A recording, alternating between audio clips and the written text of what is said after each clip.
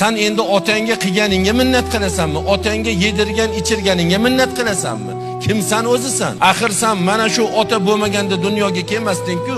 Shu ota seni ko'chaga tashlab qo'yganda, o mehribonlik uyini eshigiga tashab ketganda onang, axlatxonaga tashab ketganda kim bo'larding? Shular-ku seni oyoqqa turg'izgan, odam qilgan, yedirgan, ichirgan, kechalari muzdak beshigingni quchoqlab, senga ko'krak bergan, shaltag'ingni tozalab, hazar qilmasdan tagingni tozalagan shular-ku. Endi sen bularga qiladigan xizmatingni minnat qilasanmi? 2 yil, 2,5 yil tagimizni yuvgan.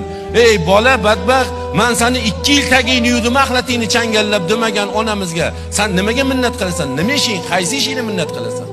Mana shu seni oxirgi xizmating bo'lishi mumkin. Peshinga janozasi o'qilishi mumkin otang, asrga janozasi o'qilishi mumkin. Erta attang qilib qolmagin, afsus qilib qolmagin, esiz-a, otam o'tib ketdi, men xizmatini qila olmadim deb erta ming boshingdan turpoq sochib nadomat qil, u foyda yo'q uni. Bugun tirikligida qilib qolgin sen xizmatini. Ko'ngli tusadigan narsalarni olib kelgan, nima yeyishligini bilasan-ku, nimani yaxshi ko'radi? Shaftolinimi, nokkimi, uzummi, qaysi bir mevani yaxshi ko'rishini bilasan-ku.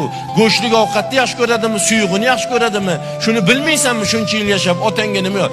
O'shani muhayyo qilib qo'y, tayyorlab qo'y.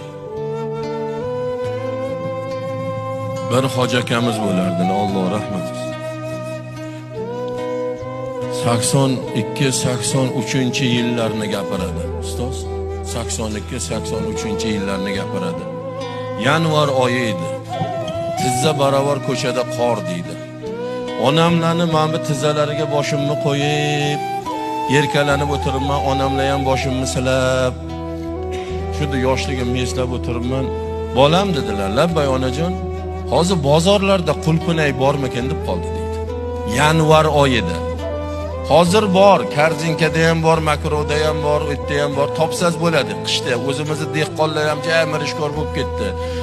Haligi parniylarda ham qulpinayni yetishtirib yangi yillarga o'sha dasturxonga qo'yayotgan dehqonlar bor. Buni hozir topsaz bo'ladi.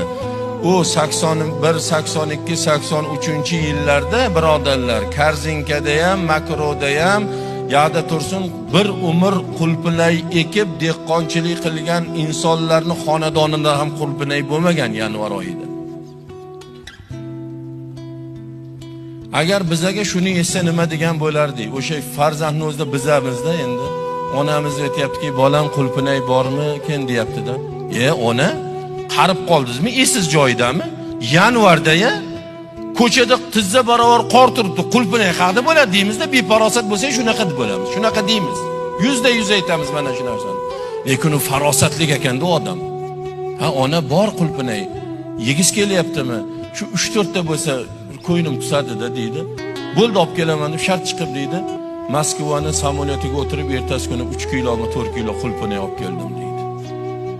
Farosatni qarang, g'ayratni, himmatni qarang. Oldilariga yuvib qo'ydim. Yo 3 ta, yo 4 ta yedilar.